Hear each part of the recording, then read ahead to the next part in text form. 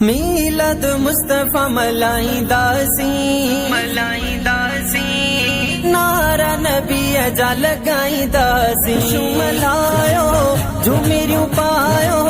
آیو اساں جو آقا पैगाम सिंध न्यूज़ में भलीकार पखों में रबीउल महीने जे आमद के सिलसिले में जमात الصلاح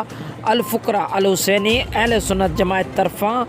आमद रसूल सल्लल्लाहु अलैहि वसल्लम रैली कढी वई। उन समय शहर जे الحسینی मस्जिद खां जमात अॻवान मोहम्मद इब्राहिम हुसैनी ऐं अब्दुल रसूल तीवण जी अॻवानी में हिकु शानदार रैली कढी वई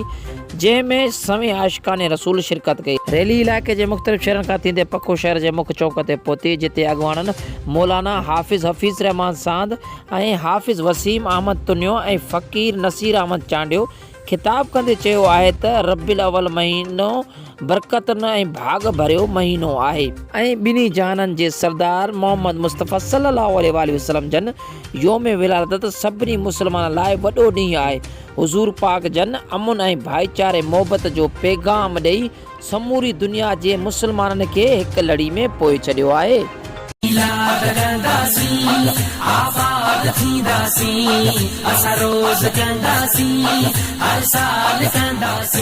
झंडा हथने में खण नारा रिसालत ने में खण नारा रिसालत गण